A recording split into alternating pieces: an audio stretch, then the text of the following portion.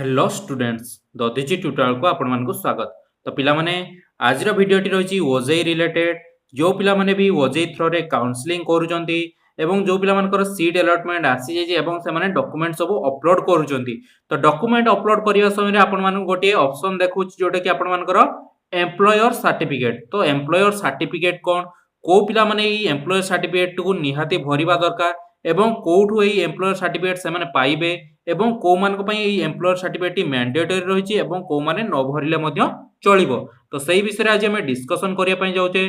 तो समस्त पिलां को अनुरोध समस्त वीडियो को आरंभ रु शेष पर्यंत देखंतु जहा फल रे आपण मानक मन रे जो एम्प्लॉयर सर्टिफिकेट को नेकी डाउट सब रहिछि आपण मानक मन रु क्लियर हे जिवो।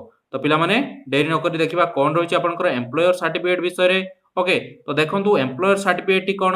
तो ता पूर्व समस्त चैनल को सब्सक्राइब कर नियंतु एवं पाखर थिबा बेल आइकन को प्रेस करी ऑन नोटिफिकेशन ऑन कर दियंतु जहा फल रे आपण मानक पाखरे एबोली भाबरे इन्फॉर्मेटिव वीडियो गुडी आगर जाई पहुंची जिवो। तो पिला माने देखंतु एम्प्लॉयर सर्टिफिकेट को मानक पई दरकार। तो एटी 12 नंबर पॉइंट रे जेतले इन्फॉर्मेशन ब्राउजर हमें पढुतले सेठी आपनकर 12 नंबर पॉइंट रे थिला डॉक्यूमेंट कोन कोन दरकार। तो ए 12 नंबर पॉइंट टी देखंतु candidate of employment of candidates parents or spouse employer government of Odisha government of India undertaking or government of Odisha undertaking located in Odisha at the time of application.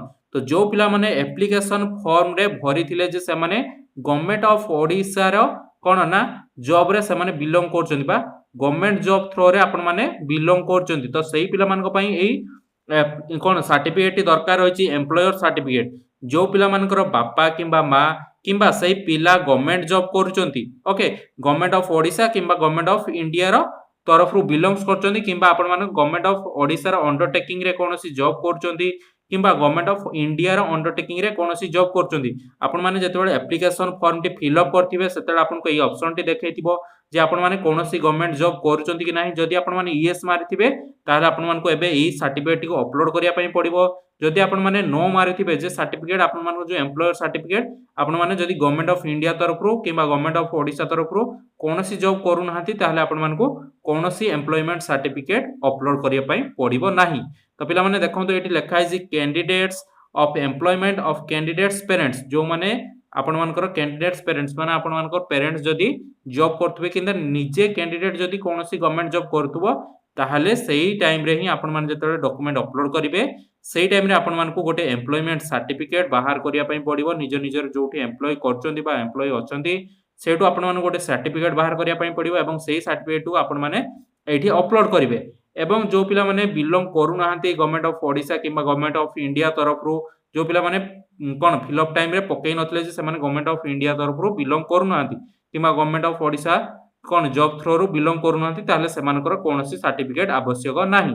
Then आपनकर देखंतु आ गुटे जो पिला माने एमटेक रे पार्ट टाइम पई apply करथिले से मानकर मध्य गोटे सर्टिफिकेट मागी छि जोटा full time worker experience certificate जोटा आपण माने जदि जॉब कोनोसी करूचंदी एवं पार्ट टाइम एमटेक करिया पई चाहुचंदी ताहले मध्य सेमान को गोटे वर्क एक्सपीरियंस सर्टिफिकेट एठी प्रोवाइड करिया पई पड़िबो जोटा कि मिनिमम 2 ईयर रा हेतिबा दरकार। ओके रजिस्टर फार्म किंबा कंपनी किंबा इंडस्ट्री किंबा एजुकेशनल इंस्टीट्यूट किंबा गवर्नमेंट इंस्टीट्यूट जो गुडा रे आपण माने जॉब करचंदी एवं एहा रजिस्टर हेतिबो जेमिति नामी कंपनी हेतिबो बा आपण मानकर कंपनी टी रजिस्टर हेतिबो गवर्नमेंट थ्रो रे सेउटु ही आपण को 2 ईयर एक्सपीरियंस सर्टिफिकेट आनिया पई पड़िबो एवं सेही सर्टिफिकेट को अपलोड करिया पई पड़िबो जेतले डॉक्यूमेंट अपलोड करिवे एमटेक रो जो पिला माने पार्ट टाइम एडमिशन न पई चाहुतले।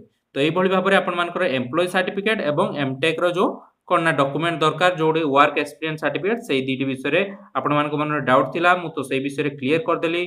तो पिला माने जो पिला माने भी गवर्नमेंट ऑफ इंडिया तरफ रु बा गवर्नमेंट ऑफ ओडिशा तरफ रु आपण माने बिलोंग करचंदी एवं एप्लीकेशन फॉर्म भरला टाइम रे सेठी आपण माने टिक करथिबे ताल सेही पिला माने ही एम्प्लॉयमेंट सर्टिफिकेट टू देबे एवं जो पिला मानकर एम्प्लॉयमेंट नाहांती बा आपण मानकर बापा किंबा आपण माने निजे कोनोसी गवर्नमेंट ऑफ इंडिया तरफ रु एम्प्लॉय नाहांती ताले आपण माने कोनोसी सर्टिफिकेट अपलोड करिया पई पड़िबो नाही।